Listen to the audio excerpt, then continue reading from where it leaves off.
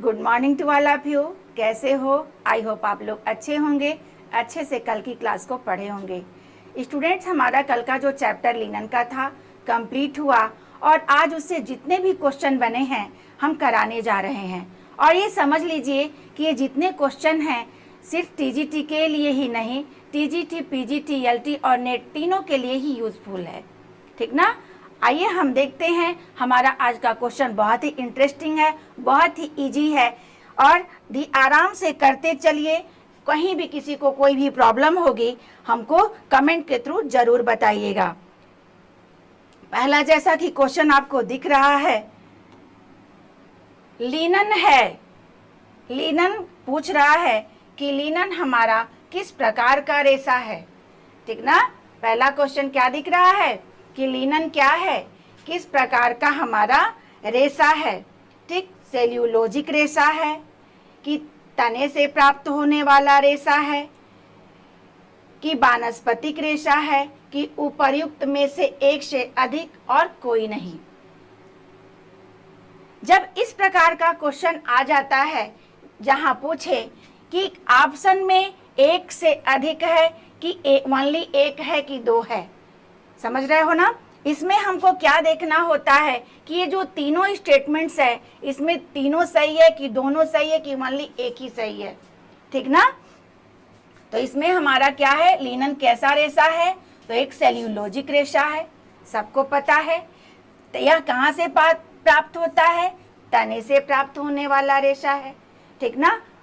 वानस्पतिक रेशा है, तो हमारा आंसर क्या हो जाएगा? इन दो सभी में से एक से अधिक जाएगा, तो हमारा आंसर क्या हो जाएगा? डी हो जाएगा। ओके, क्लियर है? Any confusion? बहुत ही आसान क्वेश्चन है। नेक्स्ट आपका जो क्वेश्चन है, लिनन का उत्पादन की बात कर रहा है। ठीक ना? लिनन की उत्पादन की बात कर रहा है, पूछ रहा है कि सबसे पहले लिनन का उत्पादन कहाँ किया गया था। ठीक ना? सबसे पहले लिनन का उत्पादन कहाँ किया गया था? भूमध्य सागरीय क्षेत्र और पूर्वी यूरोप में, पूर्वी एशिया और भारत में, दक्षिण अफ्रीका में, दक्षिण अमेरिका में। कहाँ किया गया था? सबसे पहले की बात कर रहा है कि सबसे पहले सर्वप्रथम कहाँ किया गया था किसका उत्पादन? लिनन का। तो कहाँ किया गया था? भूमध्य सागरीय क्षेत्र और पूर्वी यूरोप में। ठीक ना? इसको याद करिएगा, ये फैक्ट है। ठीक ना? नेक्स्ट आपका है, कौन सा शब्द, ध्यान दीजिएगा, पूछ रहा है कि कौन सा शब्द लिनन के लिए, लिनन के कपड़ों का सबसे अच्छा वर्णन करता है। इसमें से वह कौन सा शब्द सबसे बेहतर है जो लिनन के कपड़े के लिए सबसे अच्छा वर्णन कर रहा है? भारी है, लिनन का जो रेशा है क्या भारी है, क्या सस्ता है, या हल्का मजबूत है कि कमजोर है? किस विशेषता के कारण इसमें कौन सा स्टेटमेंट उसका वर्णन कर रहा है, कौन सा उसको डिस्क्राइब कर रहा है? समझ में आ रहा है? तो आपको सबको पता है कि लिनन का रेशा भारी होता है क्या? नहीं होता है। सस्ता भी नहीं होता है, ये तो बहुत ही कॉस्टली है। हल्का और मजबूत होता है। ठीक ना? एक तो कमजोर है ही नहीं, क्योंकि कपास से भी 3 गुना मजबूत होता है। समझ रहे हो ना? तो हल्का भी इसका रेशा होता है और मजबूत भी होता है। क्लियर है? नेक्स्ट क्वेश्चन है, लिनन का प्राकृतिक रंग होता है। जब लिनन शुरुआत में नेचर से जब निकलता है तो कैसा दिखता है आपको? कैसा दिखता है? क्रीमी कलर का दिखता है कि हल्का पीला होता है कि ब्राउन होता है कि इसमें से कोई कलर नहीं होता है? कैसा दिखता है? जब लिनन को हम निकालते हैं उसके तने से तो वह किस प्रकार का दिखता है? समझ पा रहे हो? तो क्रीम नहीं दिखता है। कैसा दिखता है? हल्का पीला दिखता है। कल ही बताए थे आपको, उसके कलर में ही समझाए थे। ठीक ना? हल्का पीला दिखता है, फिर बाद में थोड़ा सा गहरा पीला भी हो जाता है। ठीक ना? नेक्स्ट जो क्वेश्चन है, लिनन का प्राचीनतम उपयोग, प्राचीन काल से ये पूछ रहा है कि प्राचीन काल में लिनन का किन किन क्षेत्रों में उपयोग होता था।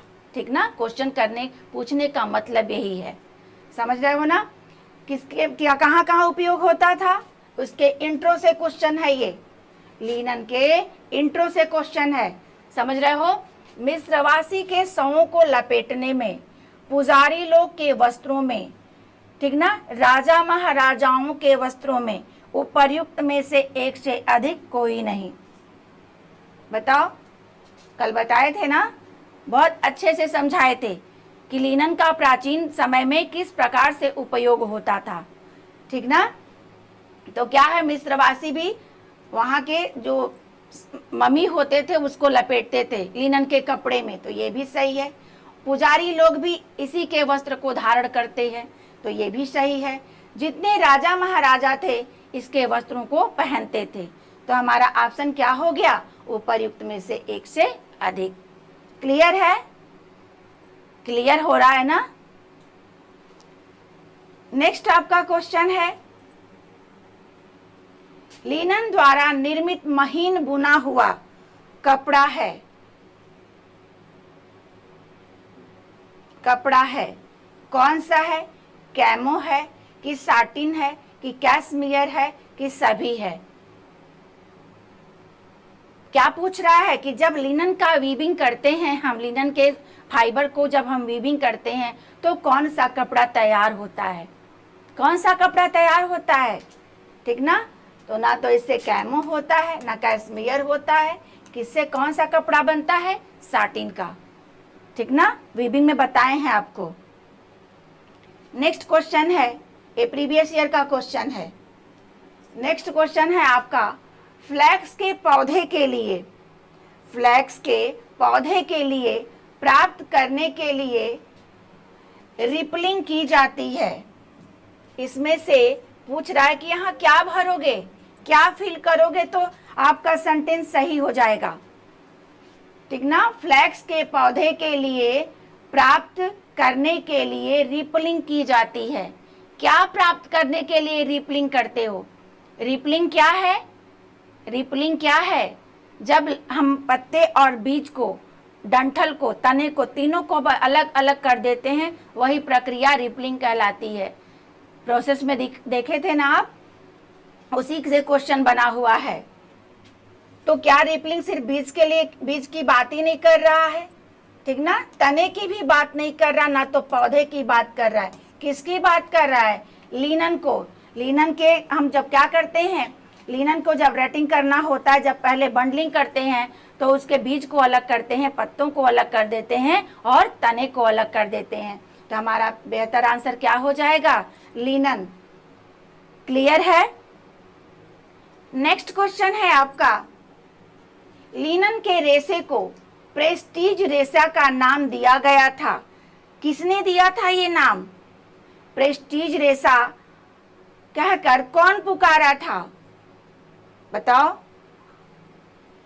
कौन किया था, कौन कहा था, लिनन को प्रेस्टीज रेशा का नाम किसने दिया था।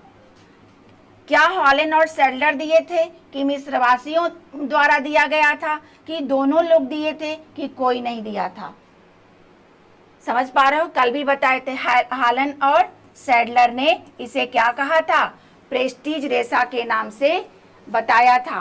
प्रेस्टीज का मतलब इन्होंने क्या बताया था कि यह रेशा वह रेशा है जो इसको एक विशेष पद प्राप्त हुआ है।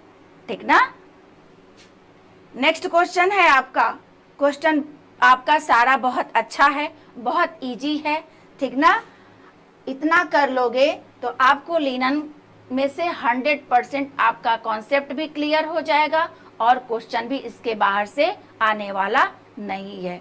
ओके, अब देखो पूछ रहा है कि लिनन उत्पादन के क्षेत्र में विश्व में प्रथम स्थान पर है। ठीक ना, अगर इस टाइप का क्वेश्चन पूछता है, उत्पादन जो होता है ये हमेशा परिवर्तन होता रहता है, कभी कहीं का स्थान होता है, कभी किसी का स्थान होता है। लेकिन अगर इस टाइप का क्वेश्चन आता है तो हम बुक को ऑथेंटिक मानते हैं, उनकी उसकी बातों को, और वहीं उसी को लेते हैं। ठीक ना, क्योंकि ना तो यहाँ पे वर्तमान की बात कर रहा है, ना भविष्य की बात कर रहा है, ना पास्ट की बात कर रहा है। आई बात समझ में? तो इसलिए जो बुक में दिया है हम उसी को मानेंगे। उसमें क्या है कि लिनन उत्पादन के क्षेत्र में विश्व में किस स्थान पर है? कौन सा किस स्थान पर है बताओ। अब कल भी बताए थे आपको, ये भारत है कि रसिया है कि अर्जेंटीना है कि इसमें से कोई नहीं। रसिया कहो या रूस कहो, ठीक ना, एक ही होता है। कौन है? ठीक ना, तो रूस का पहला स्थान है पूरे विश्व में, ठीक ना। नेक्स्ट आपका जो क्वेश्चन है, वानस्पतिक जगत में सबसे लंबा रेशा कौन सा है? वानस्पतिक जगत में सबसे लंबा रेशा कौन है? कपास है कि हेम्प है कि रेमी है कि लिनन है? तो कौन सा रेशा है सबसे लंबा? हमारा लिनन है, ठीक ना। सबसे लंबा वानस्पतिक जगत में, प्राकृतिक जगत में नहीं, वानस्पतिक जगत में सबसे लंबा रेशा हमारा कौन है? तो लिनन का है। नेक्स्ट क्वेश्चन है, आयरलैंड लिनन उत्पादन का केंद्र बना किस सदी में बना था? इसकी बात कर रहा है, ठीक ना। किस सदी में बना था आयरलैंड? 18वीं शताब्दी में कि 17वीं शताब्दी में कि 19वीं शताब्दी में कि इसमें से कोई नहीं। यह फैक्ट है, इसको याद ही आपको करना पड़ेगा, ठीक ना। तो आयरलैंड हमारा उत्पादन का प्रमुख केंद्र बन गया 17वीं शताब्दी में, ठीक ना। एक क्वेश्चन है, ये बहुत अच्छा क्वेश्चन है, इसको याद कर लीजिएगा, बहुत इंपॉर्टेंट है। नेक्स्ट है आपका, लिनन की खेती करने का उद्देश्य होता है।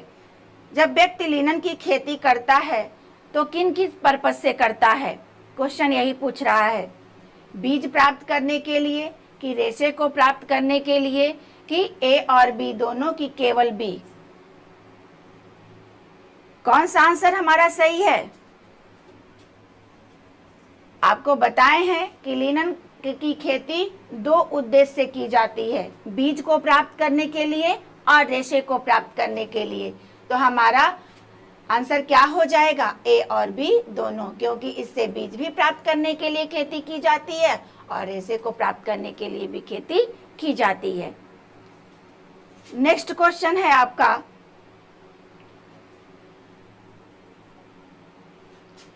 लिनन का वानस्पतिक नाम क्या है?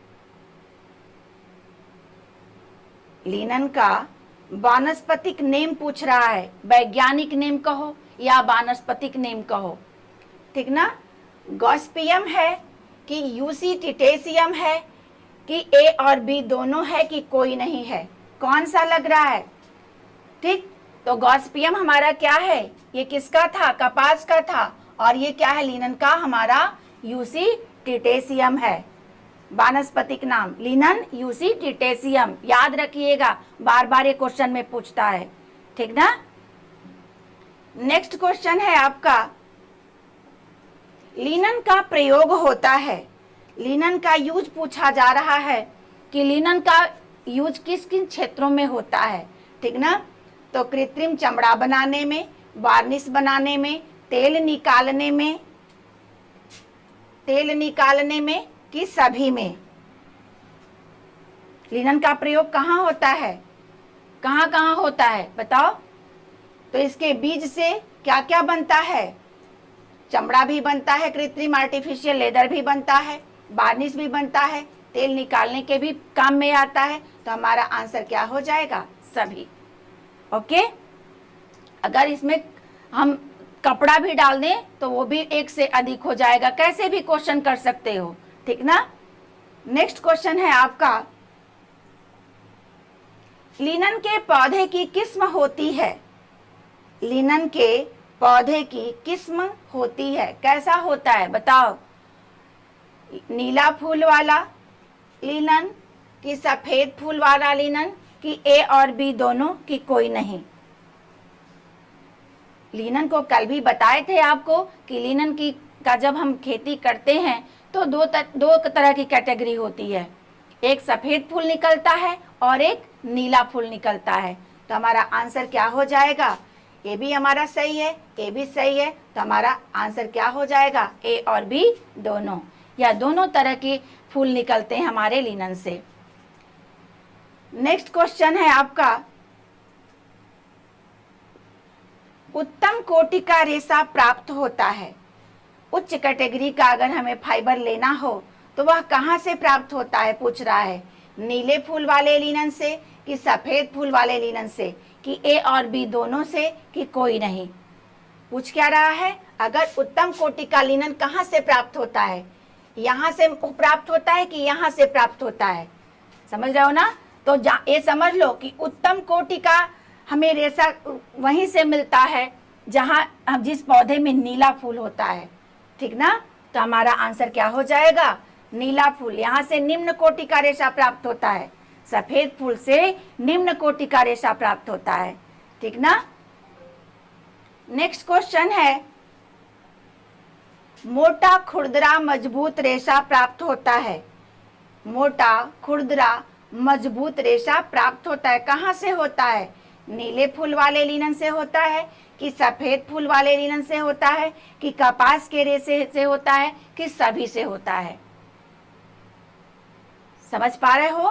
तो अभी हम बताएं कि लिनन का जो नीला वाला फूल होता है उससे कैसा होता है? उत्तम रेशा मिलता है, ठीक ना? इससे क्या होता है? निम्न रेशा मिलता है, निम्न रेशा मिलता है।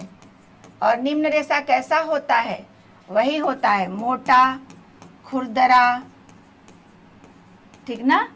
और कपास के रेशे तो खुद अच्छे होते हैं, तो हमारा आंसर क्या हो जाएगा? सफेद फूल वाला।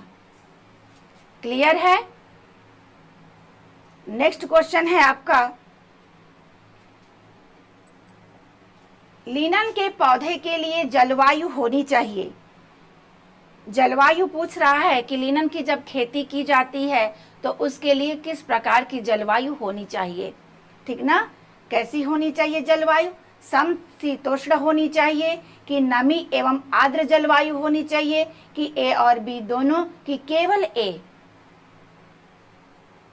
थोड़ा सा यहाँ उलझ जाओगे कि केवल ए है कि नमी एवं आर्द्र दोनों जलवायु है, ठीक ना? तो ये ध्यान रखिएगा कि समशीतोष्ण जलवायु ही कैसी होती है? जिसमें नमी भी होती है और आर्द्रता भी होती है, ठीक ना? तो हमारा आंसर क्या हो जाएगा? ए और बी दोनों। क्लियर है? नेक्स्ट क्वेश्चन है आपका, लिनन की खेती के लिए आवश्यक नहीं है, ठीक ना? भुरभुरी एवं गहरी उपजाऊ, साफ एवं मृदु पानी, निराई गुड़ाई, काली मिट्टी व रेतीली मिट्टी। क्या पूछ रहा है कि लिनन की खेती के लिए कौन सा आवश्यक चीज नहीं है? कौन सा नहीं है? तो आप जानते हो कि लिनन की जो खेती होती है 7 साल में होती है और बहुत ही उसमें श्रम करना पड़ता है। मिट्टी को बिल्कुल एकदम भुरभुरी बनाई जाती है गहरी उपजाऊ करने के लिए। तो ये भी हमारा सही है। पानी कैसा होना चाहिए? उसको हम नहर और तालाब का पानी नहीं देते हैं, तो कैसा होना चाहिए? साफ एवं मृदु, तो ये भी सही है। निराई गुड़ाई भी उसकी की जाती है, तो कौन सा गलत है? ये इसके लिए आवश्यक नहीं है। क्लियर है? नेक्स्ट क्वेश्चन है आपका, लिनन के पौधे की लंबाई होती है। लिनन के पौधे की लंबाई होती है 30 से 40 इंच, 4 से 6 फीट, 6 से 12 फीट, कोई नहीं। ये तो याद करने वाली चीज है। कल आपको बताए थे कि लिनन के पौधे की जो लंबाई होती है 30 से 40 इंच होती है, ठीक ना? इसके पौधे की लंबाई कितनी होती है? 30 से 40 इंच। ये तो कपास के पौधे की लंबाई है 4 से 6 फीट। नेक्स्ट आपका है, लिनन का रेशा पतला निम्न श्रेणी का प्राप्त होता है।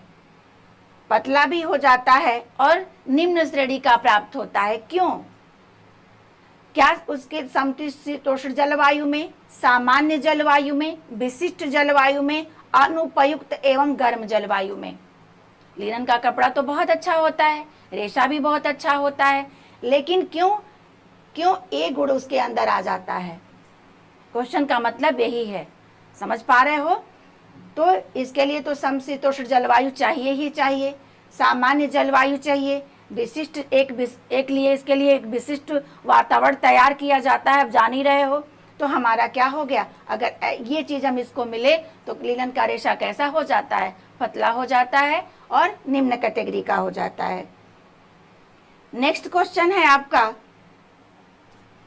लिनन वस्त्र प्राप्त करने के लिए निम्न प्रक्रियाओं को क्रम से लगाइए। ठीक ना, ये बहुत ही इम्पॉर्टेंट क्वेश्चन है। एलटी पीजीटी आपके नेट में हमेशा इससे कहीं ना कहीं क्वेश्चन दिखाई देता है। ठीक ना, पूछ रहा है। अब देखिए क्या पूछा जा रहा है इसमें, कि क्या किया जाता है? Harvesting, breaking, hackling, spinning, weaving. ठीक ना, पहला क्या पूछ रहा है कि हम क्या क्या पहले क्या करेंगे, ध्यान दीजिएगा। पहले हार्वेस्टिंग करेंगे, उसके बाद इसको अलग करेंगे, उसके बाद कॉम्बिंग करेंगे, उसके बाद स्पिनिंग करेंगे, उसके बाद वीविंग करेंगे। क्या ये क्रम सही है कि हार्वेस्टिंग करेंगे, फिर बंडलिंग करेंगे, फिर रिपलिंग करेंगे, फिर रेटिंग करेंगे, फिर स्पिनिंग करेंगे, फिर वीविंग करेंगे, या फिर रिस्टोरिंग करेंगे, या बंडलिंग करेंगे, रिपलिंग करेंगे, कि स्पिनिंग करेंगे, कि वीविंग करेंगे? समझ रहे हो? Harvesting, breaking, rippling, spinning, weaving, इसमें से कौन सा क्रम सही है? समझ रहे हो ना? तो हम क्या करेंगे, इसको सीक्वेंस में लगाना है। सबसे पहली प्रक्रिया क्या होती है, ध्यान दीजिएगा। सबसे पहली प्रक्रिया हमारी क्या होती है? हार्वेस्टिंग होती है। ठीक ना, यहाँ क्या किया जाता है? पौधे को जड़ से उखाड़ लिया जाता है। उसके बाद क्या किया जाता है? उसी खेत में बंडलिंग कर दी जाती है। ठीक ना, उसी खेत में क्या होती है? पहले हार्वेस्टिंग करते हैं, फिर क्या करते हैं? बंडलिंग करते हैं। उसके बाद हम क्या करते हैं? रिपलिंग करते हैं। रिपलिंग में क्या करते हैं? बीज अलग करते हैं, पत्ते अलग करते हैं, और डंठल उसका तना अलग करते हैं। ठीक ना, एक खेत में बंडलिंग कर दिए, फिर उसको अलग अलग कर दिए, और फिर से हम क्या किए? फिर से बंडल बना दिए। प्रोसेस याद है ना? जब तक प्रोसेस याद नहीं रहेगा ऐसे क्वेश्चन आप नहीं कर पाओगे। ठीक ना, उसके बाद हम बंडलिंग जब कर लिए, तब हम क्या करेंगे? रेटिंग करेंगे। क्या करेंगे? गलाएंगे। गलाने के बाद जब हमें रेशा मिल जाएगा, तब हम उसकी कटाई करेंगे, और कटाई करने के बाद वीविंग करेंगे। समझ रहे हो ना? तो ये हमारी जो प्रक्रिया है यही सही है। बाकी सब देखो, बाकी अरेंज नहीं हो पाएगा। ठीक ना, इसी तरह आप इसको ध्यान से देखिए, इसके सारे चीज़ों को याद करिए, एक के बाद दूसरा क्या है, तीसरा क्या है, चौथा क्या है, पांचवा क्या है। ठीक ना, तब आप जाके आप इस क्वेश्चन को कर पाओगे। ठीक ना, तो हमारा आंसर सही है बी। नेक्स्ट क्वेश्चन है आपका, लिनन में सेल्यूलोज की मात्रा होती है। लिनन में सेल्यूलोज की मात्रा होती है 70 to 71%, 90%, 80%, कोई नहीं। सेल्यूलोज की मात्रा कितनी होती है? ठीक ना, इसके कंपोजिशन में कल बताए थे आपको कि इसकी जो मात्रा होती है सेल्यूलोज की 70 to 71% होती है। ठीक ना, 70 से 71% होती है।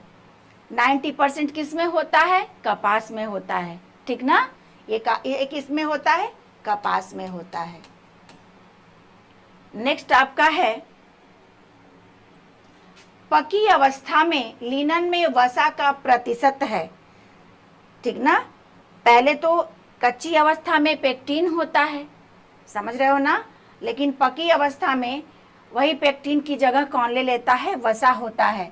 तो उसकी मात्रा को पूछ रहा है कि उसमें वसा की मात्रा कितनी होती है। तो कितनी होती है? 2 से 4%, 9.5%, 6%, कोई नहीं। कौन सा है? तो 2 से 4%।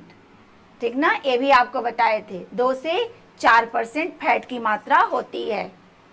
नेक्स्ट है आपका, सभी वानस्पतिक रेशों में सबसे लंबा तंतु होता है। देखो वही क्वेश्चन है, थोड़ा सा घुमा के पूछ दिया है। लिनन का, कपास का, रेशम का कोई नहीं, सभी वानस्पतिक रेशों में। तो सभी वानस्पतिक रेशों की अगर हम बात करें तो दो यहाँ वानस्पतिक रेशा दिख रहा है, एक तो लिनन और एक कपास, ठीक ना। तो ये कपास का रेशा तो स्टेपल होता है तो स्टेपल वो भी, लेकिन इसकी जो लंबाई होती है ज़्यादा से ज़्यादा आपका जो हमारे भारतीय कपास है उसका 2.5 इंच जाता है, लेकिन इसका कितना जाता है 30 से 40 इंच। तो हमारा सबसे लंबा जो तंतु हमारा जो है वानस्पतिक तंतुओं में सबसे लंबा जो तंतु है वह लिनन का होता है, ठीक ना। इसको हमेशा याद रखिएगा, क्वेश्चन बार बार पूछता है, ये प्रीवियस ईयर का क्वेश्चन है।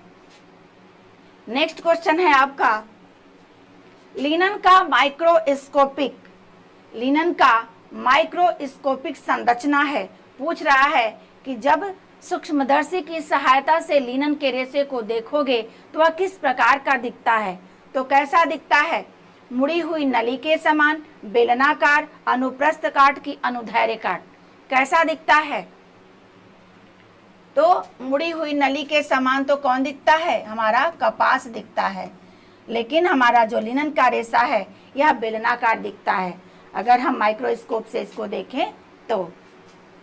क्लियर है, एनी कंफ्यूजन। नेक्स्ट जो क्वेश्चन है आपका, लिनन के रेशे में प्राकृतिक चमक होती है। जो लिनन का रेशा होता है जो नेचुरल शाइनिंग करता है वह किसके कारण करता है, वही क्वेश्चन पूछ रहा है।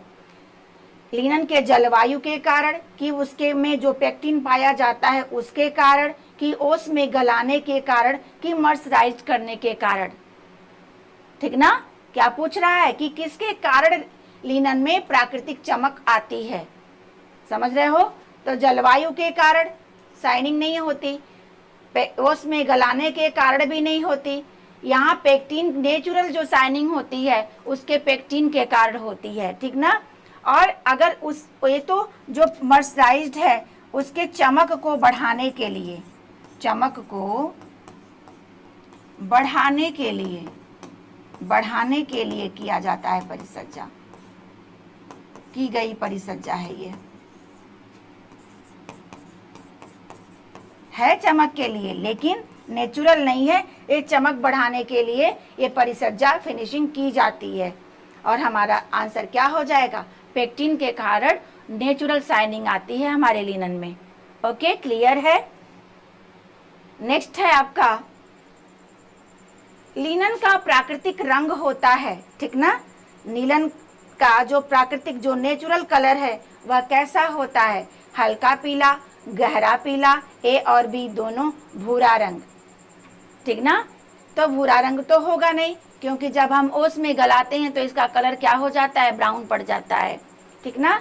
तो नेचुरल में हमारा हल्का पीला होता है और फिर गहरा पीला वो हो जाता है, और ये जो गहरा पीला हो जाता है ना, यही उत्तम कोटि का लिनन होता है, उत्तम कोटि का लिनन होता है,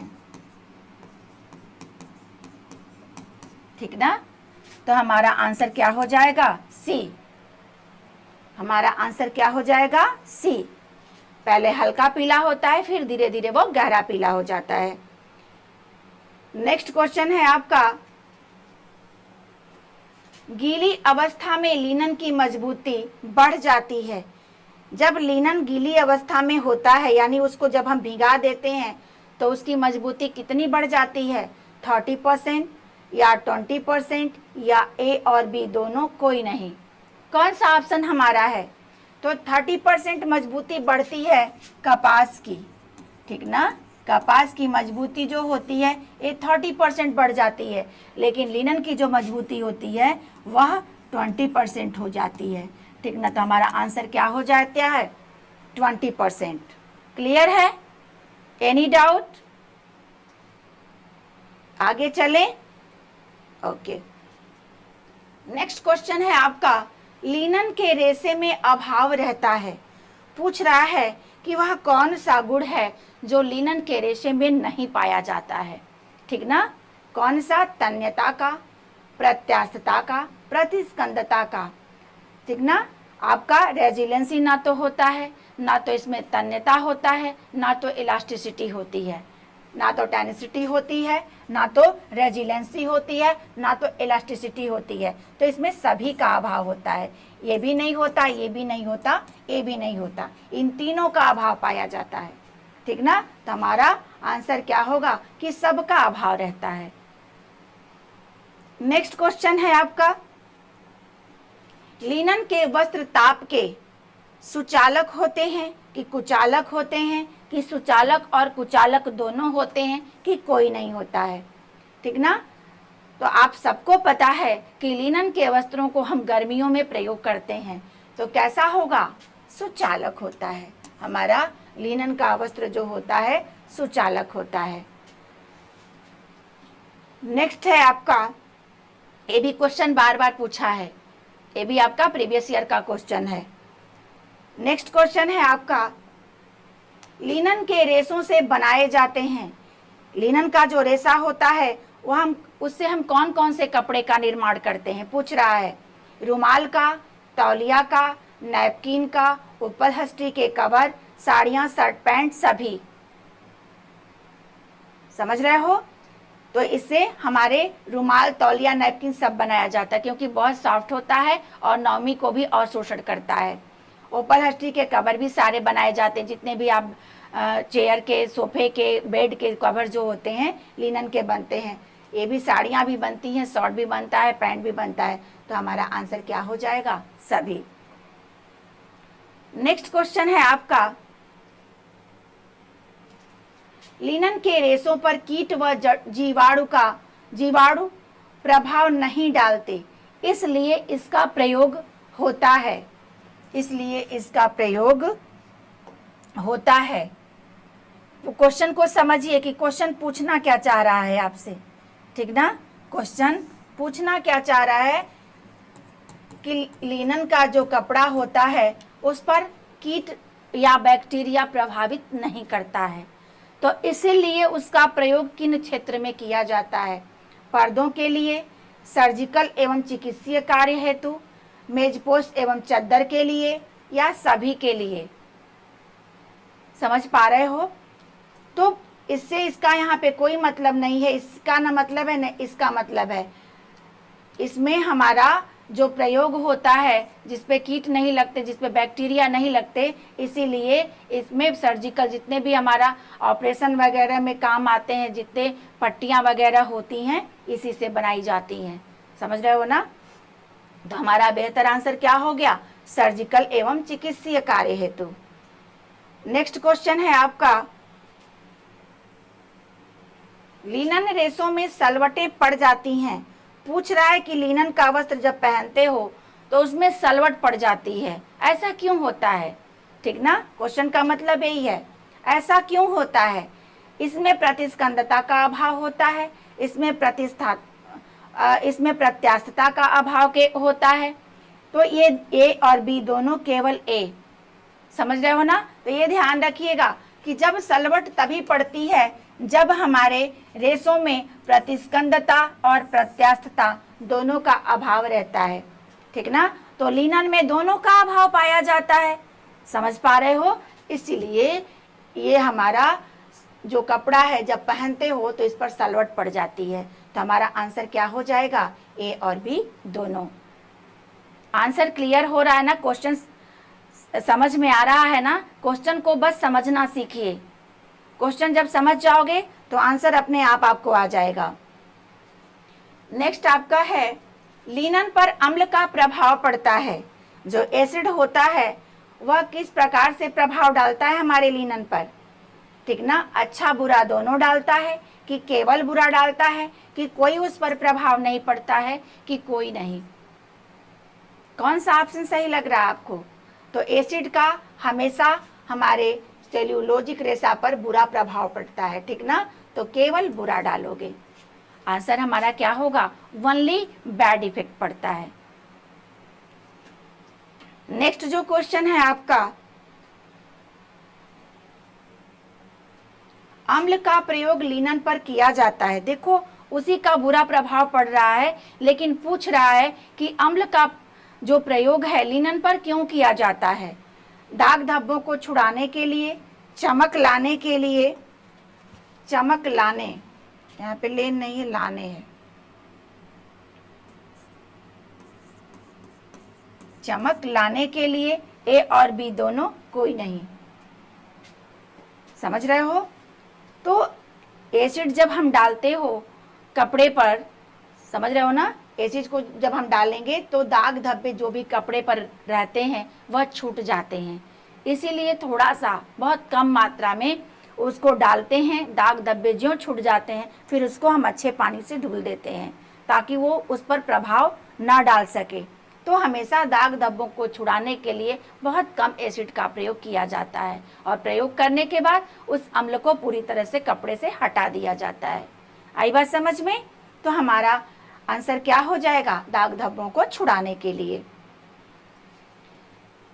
नेक्स्ट क्वेश्चन है, लिनन के वस्त्रों को रंगा जाता है, ठीक ना। यानी पूछने का सेंस यह है कि लिनन के वस्त्रों को रंगते समय आसानी से रंग चढ़ जाता है कि उसको कठिनता से रंग चढ़ाना पड़ता है, ठीक ना।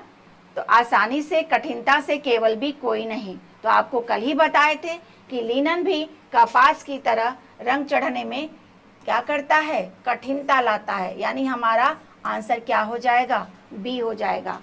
इस पर भी आसानी से रंग नहीं चढ़ता है, ठीक ना। नेक्स्ट आपका है, लिनन किस अवस्था में रंगा जाता है? ध्यान दीजिएगा, बहुत ही इंपॉर्टेंट क्वेश्चन है कि लिनन, जब हम लिनन के रेशे को कलर करते हैं तो उसकी अवस्था क्या होती है? कपड़े बनाकर कलर करते हैं कि पहले रेशे को ही कलर कर लेते हैं कि दोनों को हम एक साथ रंगते हैं? कि कोई नहीं, ठीक ना। हमेशा ध्यान रखिएगा कि लिनन को जब हम रंगते हैं तो रेशों की अवस्था में रखते हैं। पहले उसके सूत को रंग लेते हैं, तब कपड़ा बनाते हैं ताकि रंग आसानी से चढ़ जाता है। और जब कपड़े को रंगोगे ना तो क्या होता है? उस पे रंग उतने अच्छे से चढ़ नहीं पाते हैं। इसलिए हमारा आंसर क्या हो जाएगा? रेशों की अवस्था में। नेक्स्ट क्वेश्चन है आपका, लिनन के लिए सर्वोत्तम ब्लीच होता है। लिनन पर जो ब्लीच किया जाता है वह कौन सा ब्लीच उसके लिए सबसे अच्छा होता है? तीव्र शक्तिशाली ब्लीच, कि घरेलू ब्लीच, कि दोनों, कि केवल भी? कौन सा आपसे सही लग रहा है? जानते हो सेल्यूलोजिक रेशा है, बहुत नाजुक रेशा है, इसलिए तीव्र शक्तिशाली ब्लीच का जब प्रयोग करोगे तो इसके रेशे जो होंगे कमजोर पड़ जाएंगे, ठीक ना। तो ये हमारा गलत है। घरेलू ब्लीच का हम प्रयोग करते हैं तो केवल हमारा आंसर क्या हो जाएगा? केवल बी। हम इस पर घरेलू ब्लीच का प्रयोग ज़्यादा अच्छा रहता है, ठीक ना। तो हमारा आंसर हो गया केवल बी। नेक्स्ट है आपका, लिनन के रेशे कमजोर हो जाते हैं अम्लीय पसीना से, क्षारीय पसीना से, दोनों से, केवल ए से? पूछ रहा है कि जब पसीने का प्रभाव इस पर क्या पड़ता है, ठीक ना। ये आपका केमिकल प्रॉपर्टीज के अंतर्गत एक क्वेश्चन है, ठीक ना। तो आपको पता है कि अम्लीय पसीना जो होता है लिनन के रेशे को पीला भी बना देता है और पीला बना के कमजोर, इतना निर्बल बना देता है कि वहीं से कपड़े क्या होते हैं? फटने लगते हैं। समझ पा रहे हो? तो क्या हो जाएगा हमारा आंसर? केवल ए। तो डी ऑप्शन हमारा सही है। क्लियर हो गया? समझ रहे हो ना। ये क्षारीय पसीना से नहीं कमजोर होता है, अम्लीय पसीना से कमजोर होता है। इस टाइप का क्वेश्चन रहेगा तो हम जानेंगे कि ये है, लेकिन जब ऑप्शन में दे दिया है डी के कि केवल ए, तो हम इसको मारेंगे ना कि इसको मारेंगे। आई बात समझ में? नेक्स्ट आपका क्वेश्चन है, पकी अवस्था में लिनन में अशुद्धियां रह जाती हैं, ठीक ना। जब वह पकी अवस्था में होता है तो लिनन में कितनी वेस्ट मटेरियल जो चीज़ें होती हैं रह जाती हैं? तो आपको बताए थे कि 70% तो आपका क्या हो जाता है पकी अवस्था में? सेल्यूलोज हो जाता है, ठीक ना। 2 से 4% आपका फैट हो जाता है और 26% क्या हो जाती है, अशुद्धियां रह जाती हैं। कल के लेक्चर में 0.6 हम बोल दिए थे क्योंकि बाय मिस्टेक हो गया था, आपका मिस प्रिंटिंग था, हम ध्यान नहीं दिए, तो 2 नहीं हुआ था, ओनली 6 था और हम ध्यान नहीं दिए। तो इसको आप करेक्ट कर लीजिएगा, वहाँ पे भी कंपोजिशन में आप उसको करेक्ट कर लीजिएगा क्योंकि वहाँ मिस प्रिंट हो गया था, हम ओनली 6 लिखे थे जबकि 26 होता है। ठीक ना, ये ध्यान रखिएगा, कहीं कहीं मिस प्रिंट होता है, पढ़ाते समय वो छूट जाता है, तो उसको आप लोग भी देखकर थोड़ा सा ध्यान देकर सही कर लिया करिए। तो हमारा अशुद्धियाँ जो हो, अगर हम सबको जोड़ेंगे, सेल्यूलोज को जोड़ दिए, 4% क्या हो गया, वसा हो गया, तो हमारा कितनी अशुद्धियाँ बच गई, 26। ठीक ना। अब आप देखोगे जितना अभी क्वेश्चन आप किए हो, आप लेक्चर देखोगे, बुक को उठाओगे, इससे बाहर कोई क्वेश्चन बन नहीं सकता। अगर जो बनेगा नेट के बेस पर वो भी हम 25 के सीरीज में करा देंगे, 125 की जो सीरीज करोगे वो भी हम आपको दे देंगे। समझ रहे हो ना। इतना जब कर लोगे लेक्चर देखने के बाद तो आपका टॉपिक जो है लिनन पूरी तरह से क्लियर हो जाएगा। ठीक ना। और मेरा यही बस एक पर्पज रहता है, कॉन्सेप्ट को क्लियर कराना। क्वेश्चन भी हम इसीलिए कराते हैं कि कॉन्सेप्ट आपका बिल्कुल क्लियर हो जाए। ठीक ना। तो इस क्वेश्चन को करिएगा, किसी को कोई भी डाउट होता है उसको हमें तुरंत कमेंट के थ्रू बताइए, हम उसको भी क्लियर कराएंगे। ठीक ना। मिलते हैं कल हम अगली क्लास में। जो हमारा कल का क्लास होगा वो जूट का होगा। ठीक ना। Thank you.